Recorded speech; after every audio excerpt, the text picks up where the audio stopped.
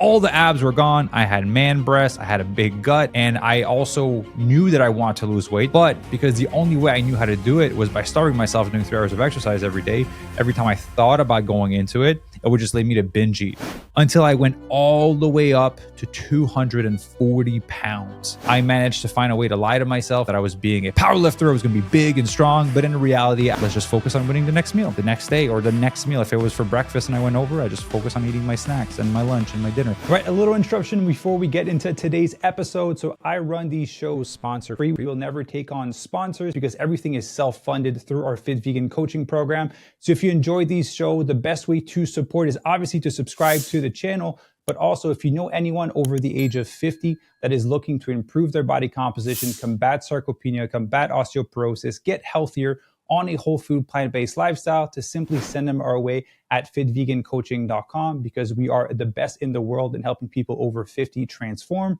We have over 1,000 transformation in 20 different countries. So simply send them our way. In addition to that, a percentage of our profit monthly goes towards supporting cancer patients with their treatments and bills and whatever they may need to support themselves and their family. So you're also supporting additional people outside of the work that we'd be doing in the program. That is all I have for you today, so enjoy the episode. All right, good morning everyone, and welcome to another episode of the Fit Vegan podcast. So today I'm going to be sharing with you my own 5-phase transformation. So if you've been listening to the show for a little bit, I recorded a video explaining the 5 phases of our Fit Vegan coaching program and of people's transformation in order to accomplish a sustainable transformation. But I realized that I never really shared mine. I've shared pieces of it amongst different episodes, but I've never kind of put them together.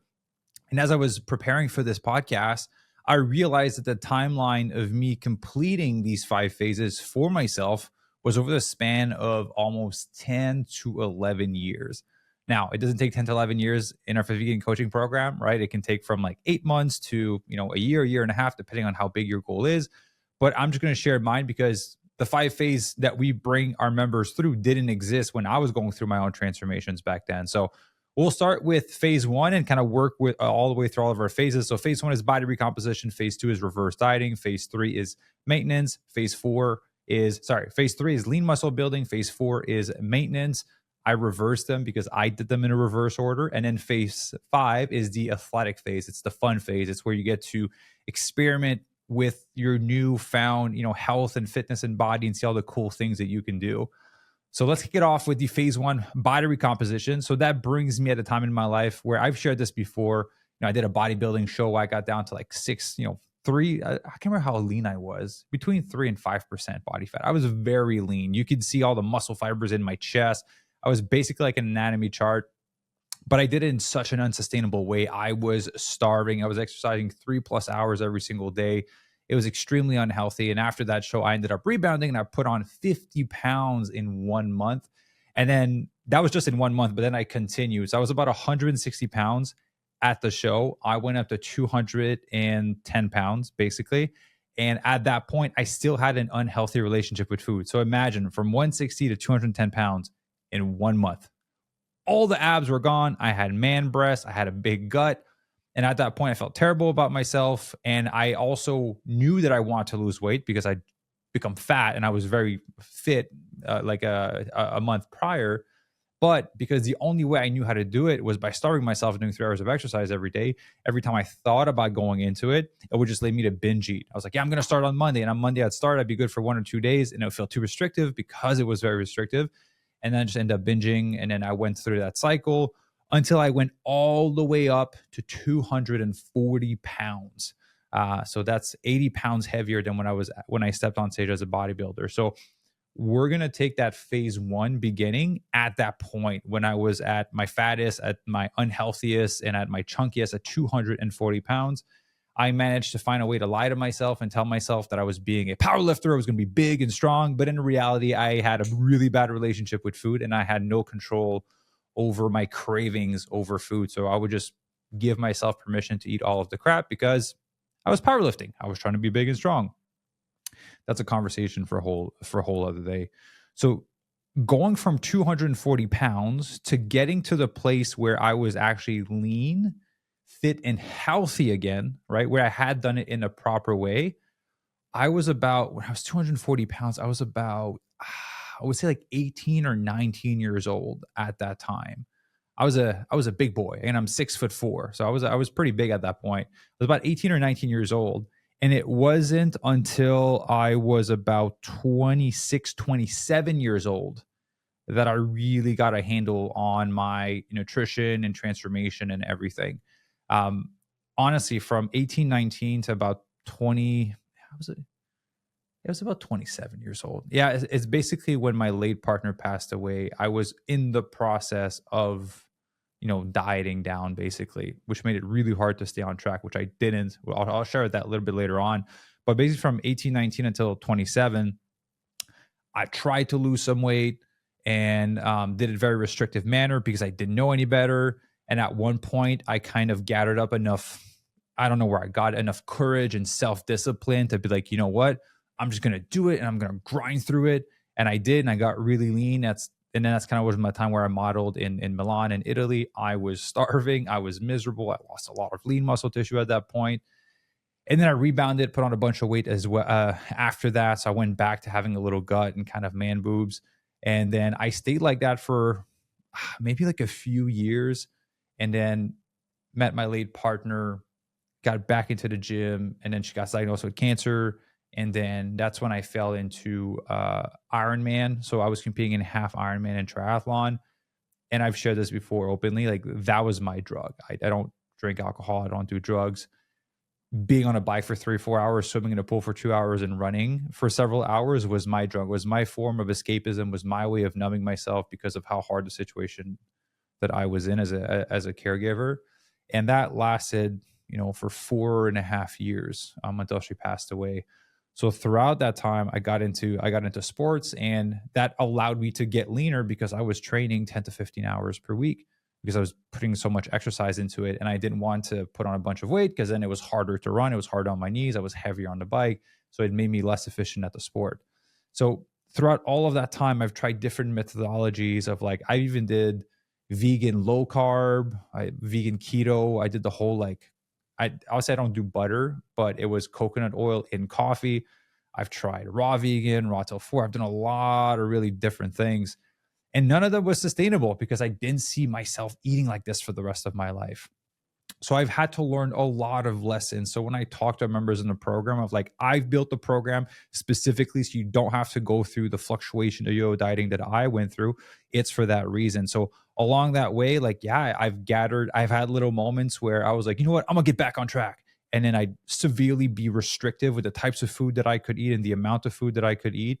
I didn't focus on necessarily like being, whole food plant-based, focusing on high volumes of food. I was like, no, okay, we're doing vegan keto. We're going to be in a calorie deficit, and you're hungry because you're eating high fat foods, which contain a lot of calories. So therefore you can't eat as much volume of food that you want to.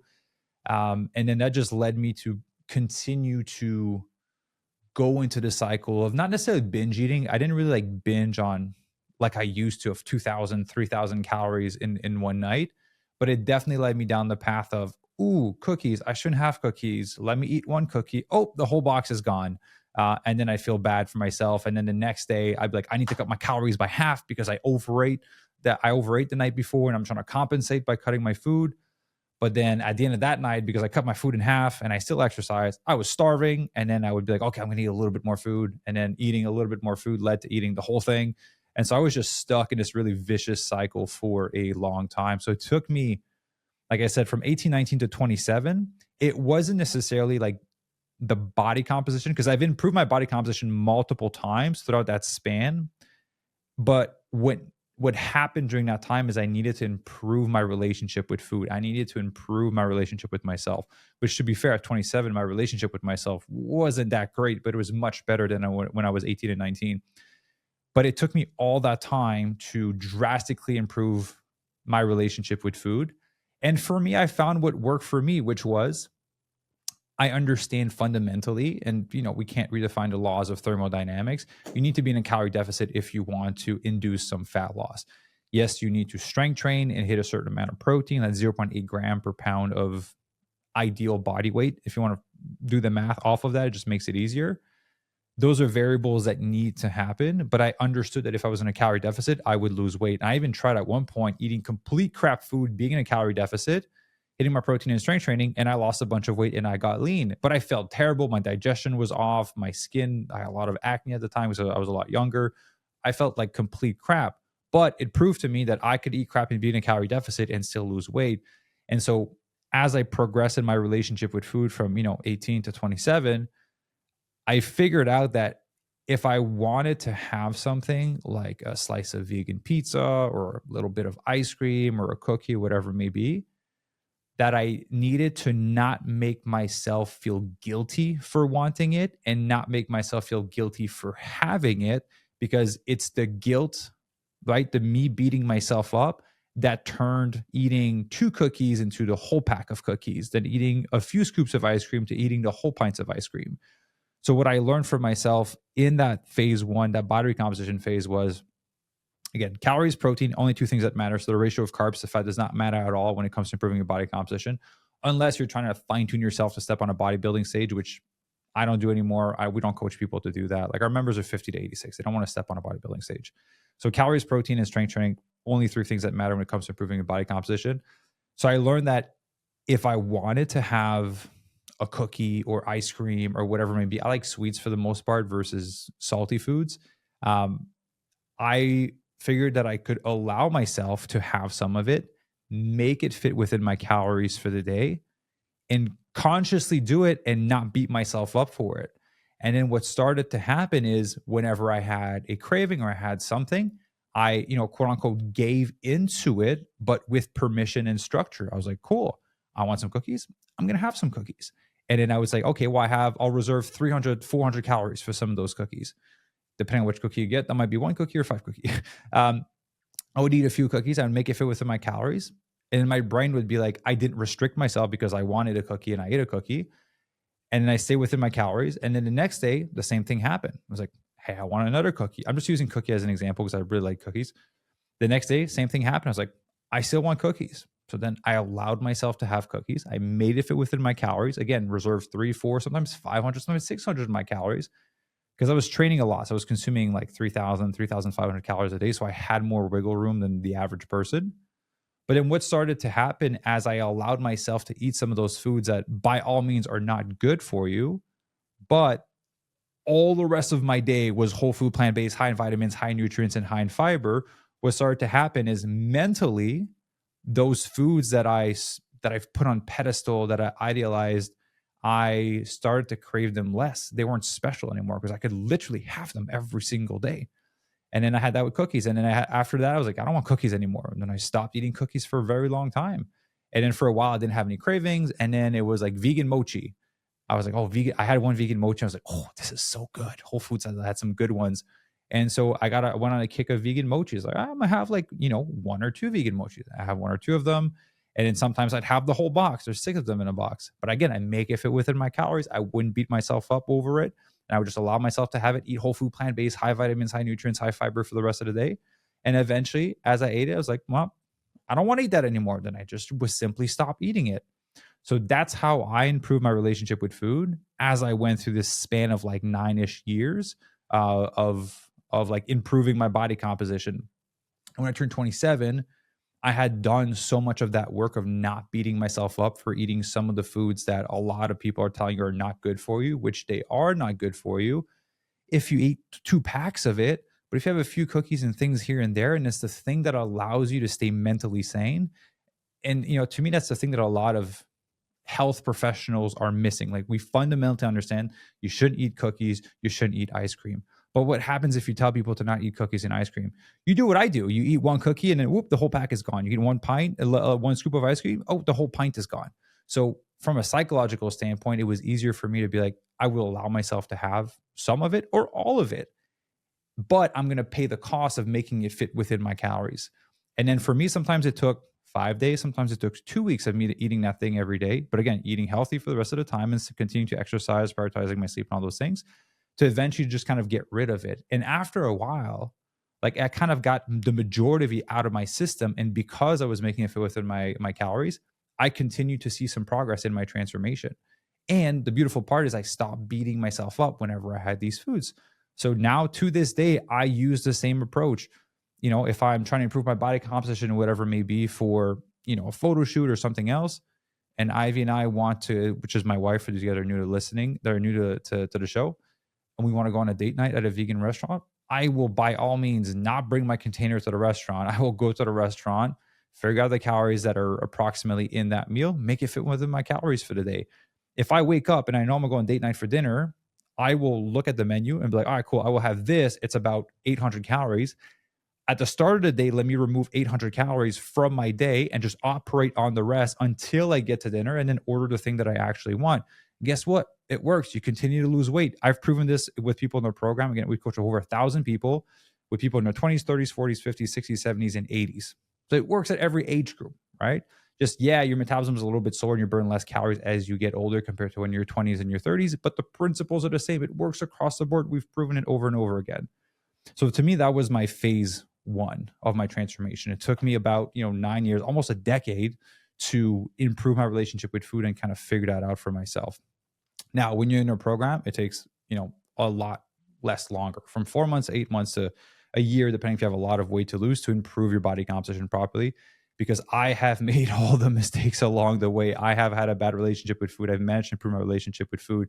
And at first, it was me sharing these strategies, but now we've refined it and have learned a lot more through having coached 1,000+ people, which is something you won't learn in school, right? Or for you going through yourself personally when you deal with 1,000 different cases. So that was my phase one of my transformation.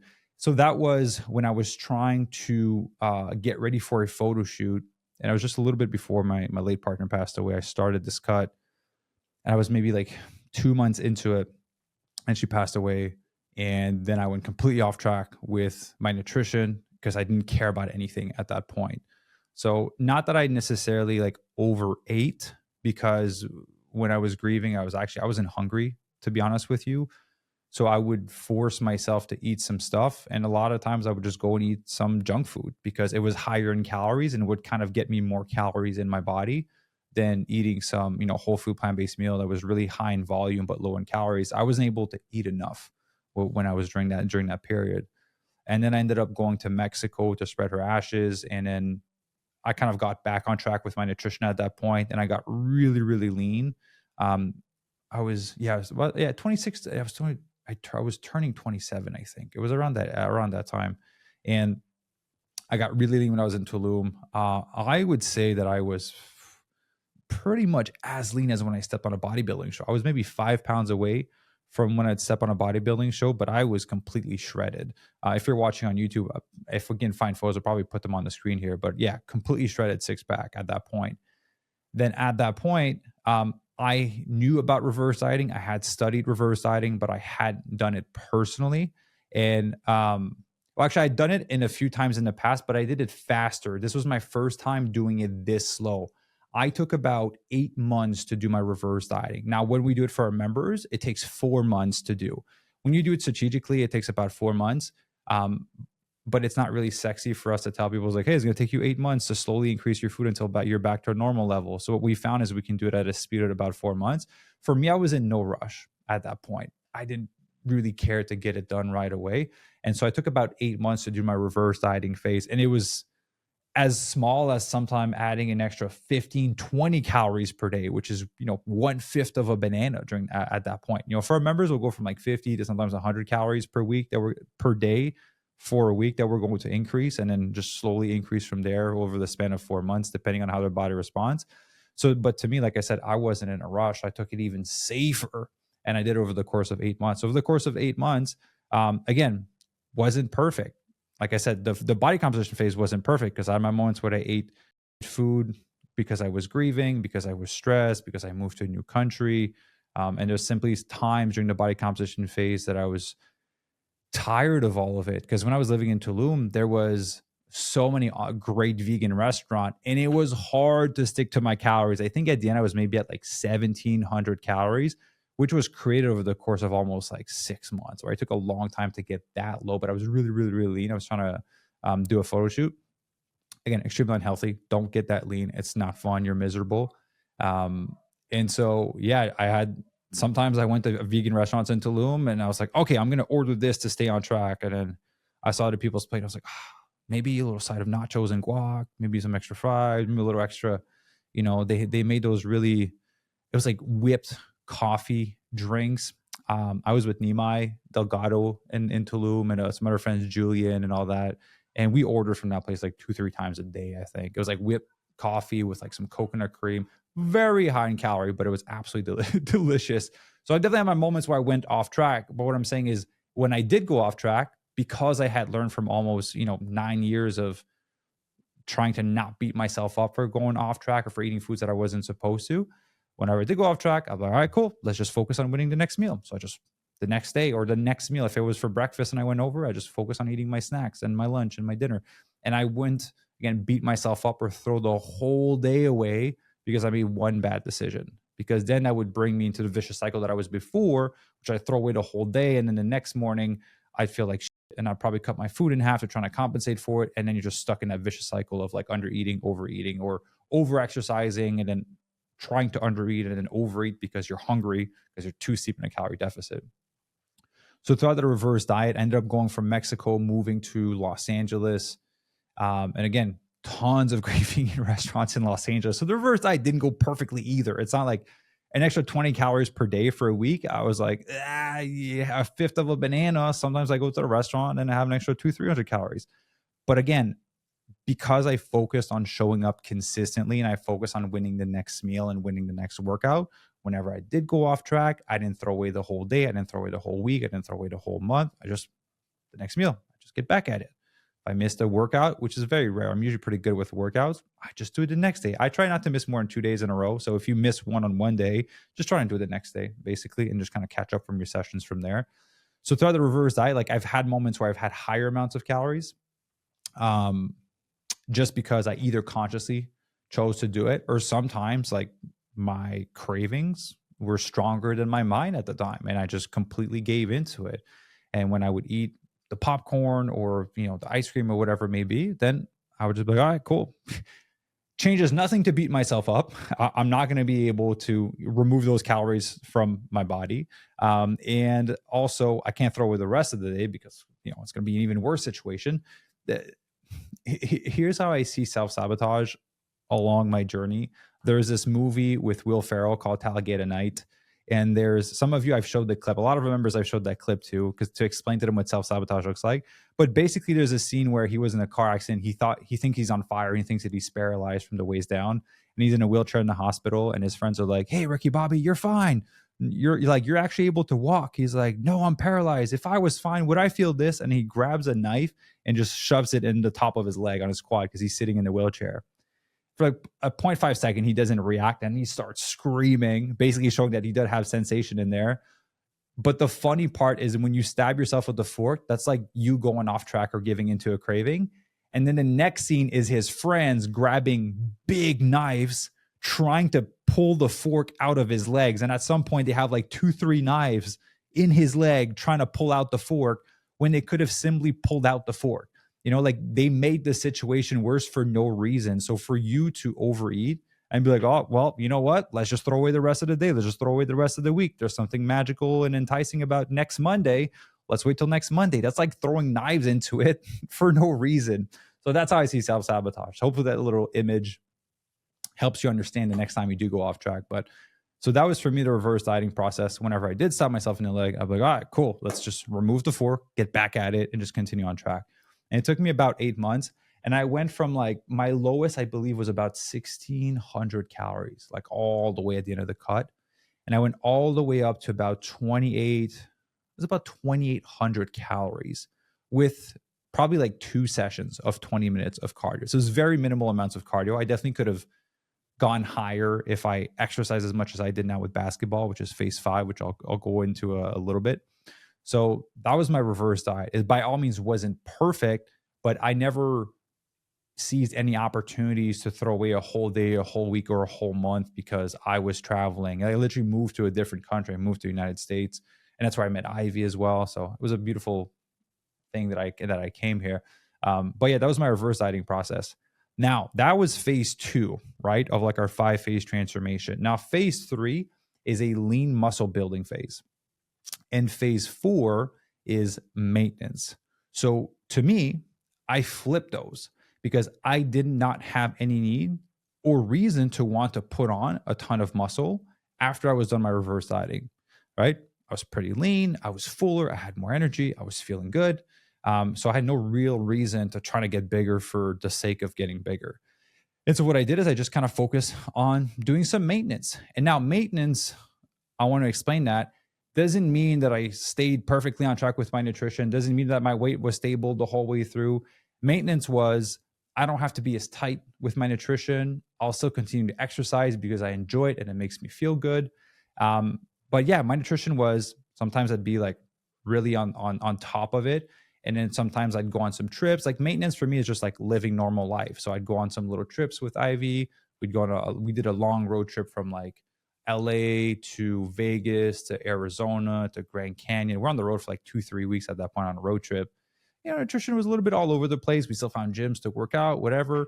I came back. I was like a few pounds over. And then guess what? I got back into my routine and weight came back down to my maintenance because I had increased my metabolism through the reverse dieting. And then I have moments I go back to maintenance. And there's gonna be some times where I'd be so busy and stressed that I wouldn't eat. And so my weight would drop, right? My weight would drop for a little bit. And then I catch myself and I'm like, I need to focus on eating more food so that I have more energy and I feel better. And I eat more, my weight would come back up. And so there was like a +or -5 on my weight throughout that maintenance period that lasted for a little while. And then when I first got kicked out of the United States the first time, um, because I was a tourist here basically, and Ivy and I weren't married at that point. We ended up going back to Squamish in Canada, and that was a rough one because I think I put on like 20 pounds in the winter in Canada. I was freezing. Being lean in winter is terrible. I grew up in Quebec, Canada, and being very lean during winter is miserable. You have 2, 3 hoodies on and your coat and your toes are frozen. And so that's why I live in California now. I like the heat. I like the sun. So that was my maintenance phase. Again, maintenance phase doesn't mean it was perfect. It means there was some fluctuation in my weight, but for the most part, I average at a healthy body weight. I wasn't overweight. I wasn't underweight. I had enough energy. I had strength to do everything that I want to do throughout the day and throughout my life.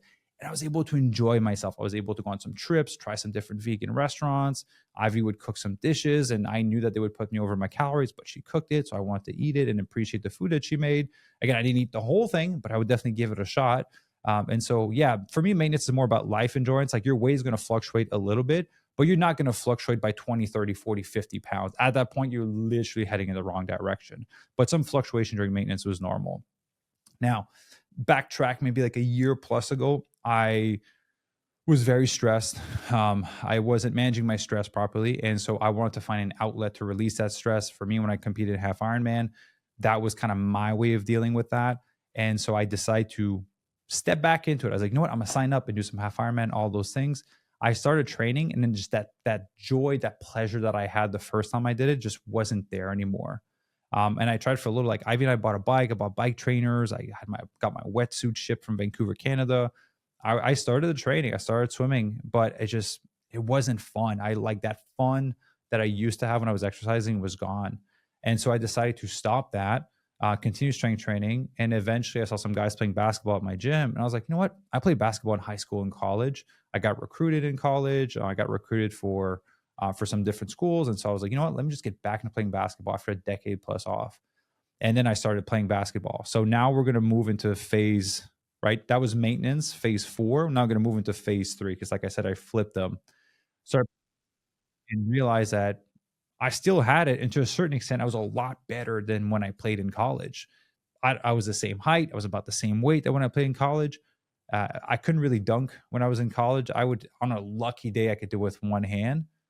And then when I turned about 30, which is when I got back to basketball, I just went to dunk and I went in. It's so much easier than it's ever been in my life. And I was like, where was this when I was in college? I would have had a very different outcome.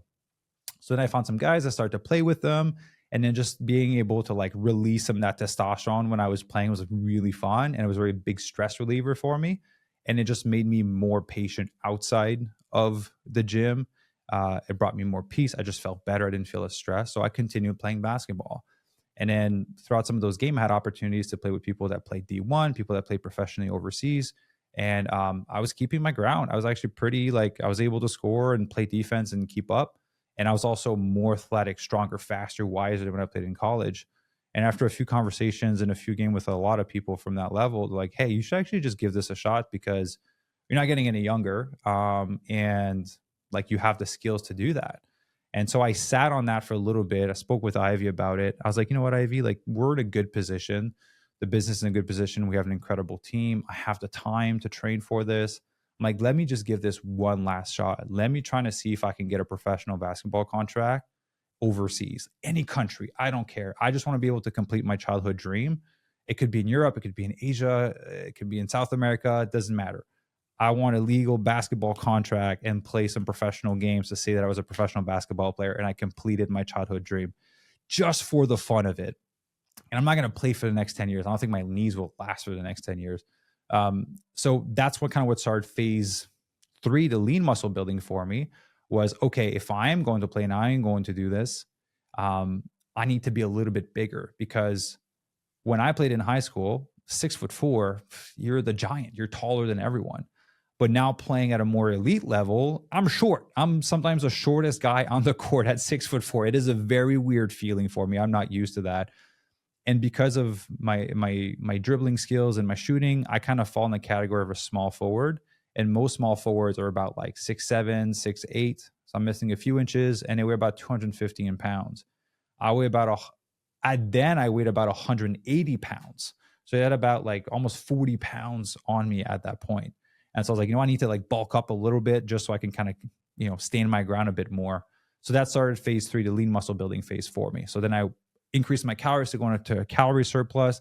I'll be honest with you, it is technically a lot easier than doing a body recomposition phase because you have to eat more food. So therefore you have a greater budget and you won't have to be as tight with monitoring your nutrition. Personally, I hate doing muscle building phases. I hate eating that much food. I have cravings and stuff when I'm in a deep calorie deficit, but once I pass maintenance, I don't care for having more food. So for me, I have to use different strategies to ensure that I get enough calories to be in an optimal state to be able to put on some more lean muscle tissue. So for me, I'll throw in like higher calorie dense food. So some dates, some mangoes, some nut butter, some nuts and seeds, some avocados, and things that are going to drastically increase the caloric content of my meals to make sure that I am above, 3,200 calories per day. And it's been working great. I've been doing that for almost 3 months now. It'll be 3 months in like about like a day at the time of this recording. And I'm up to 192 pounds. So I'm up from 190 to 192 pounds, which is, it's fine.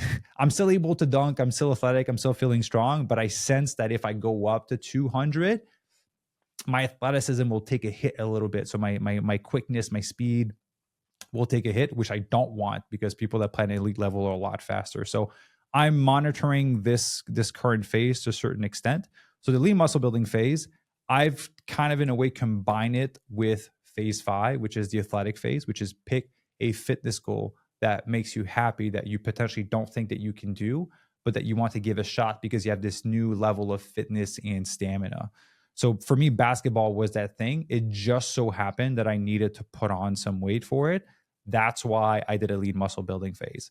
If I didn't need to, I would have skipped that one, to be honest with you, because I don't like eating that much food because I train about 3 hours per day. So at the amount of calories that I burn, I have to eat so much food. It's just too much. I don't like it. I'll be honest with you guys. Good problem to have, but I don't like it. So with the phase 5, again, some of our members decide to do, run a 5K, a 10K, a half marathon. We have one of our clients that wants to cycle across 2 different states, which is a race that happens in her state. Some of them want a specific hiking trail that they want to do that takes like 20 days to hike. Some of them want to do a triathlon. Dr. Dan, and we trained for his first triathlon, and now he's doing a bunch of them. So the athletic phase is the fun phase. It's like test your new body. So for me, this is me testing myself at a different level. At the time that this recording will go live, I will have passed my birthday on June 20th, which I'll turn 32 years old, which is a little bit older in the basketball world. Not necessarily for overseas, but definitely for the United States. And so, hey, again, I'm having fun with it. If something comes out of it, phenomenal. If nothing comes out of it, I became a better athlete out of it, and I had a blast and I had some fun. So that's my phase 5. And again, I've been training for this for almost very intensely for 4 months at this point. And my event, my first event is in July 13th to 15th. So I think this is going to come out around when my event is going to be in Las Vegas because it's an NBA Summer League over there. So yeah, anyways, that's for the athletic phase for me. So that is pretty much my 5 phase, roughly 10-year transformation that I've gone through.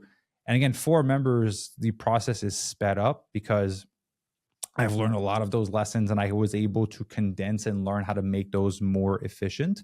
But the reason that they're structured that way is because it's a beautiful progression. You don't want to jump into the athletic phase if you're carrying an extra 80 pounds, right? I would much rather you lose the weight, start to strength train, get that mind muscle connection, get your body coordinated, get your body mobile and limber so that you, again, are reducing risk of injury, you're reducing the load on your joints as you're doing whatever exercise or sport that you want to do. And to be honest with you, once you kind of lean out to have a fit body, you just feel good about yourself. Like for me, it changed me as a person. I don't think I would have the level of success or discipline that I have in my life if it wasn't for those initial days when I got into fitness. Because in order to see results in fitness, you have to show up daily, whether it's with your nutrition or your workout, if you're doing 3 or 4 times a week.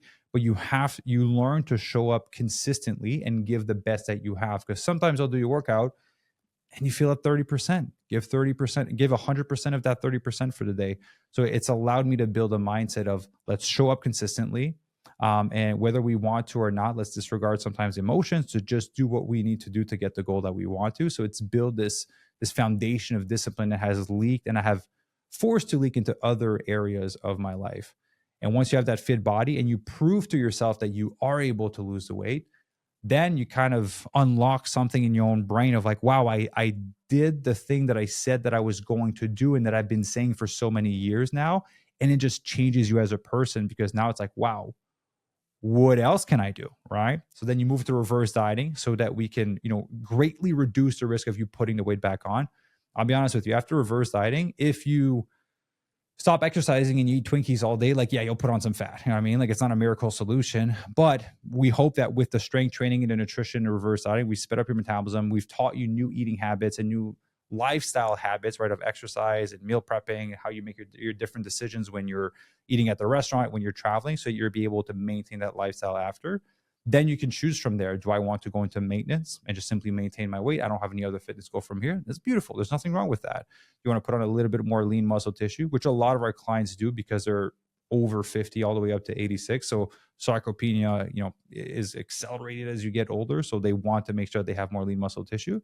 And some of them are just ready to have fun. There's like, what else can I do? We have some members that are taking on pickleball more seriously, right? Again, some of them are trying to do some cycling trip across 2 different states. Some are in Italy.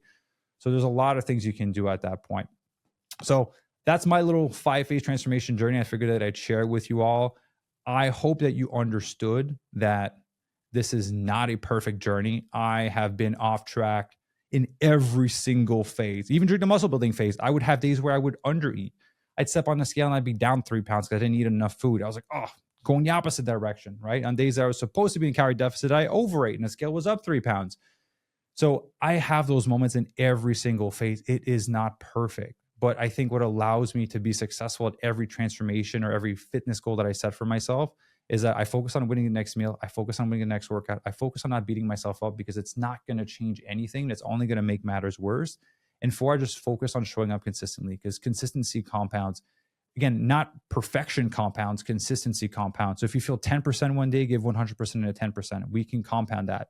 If you feel 1% for the day, give 100% of that 1% because that can compound as well. It's just if you don't show up, you're like, I'm not going to exercise today. I'm not even going to try to eat healthy. I'm not going to try to do anything that's good for me today. Then you're pushing yourself in the opposite direction and you absolutely cannot compound that, at least in a neutral way. You're actually going to go the opposite direction. And so learning to show up consistently, regardless of how your brain feels, is what's going to allow you to be successful. And I promise you, if you have anxiety, some mental things, you're feeling a little depressed or things like that, getting in shape solves a lot of that. It has made me such a better human, more loving, more patient, more caring, more disciplined.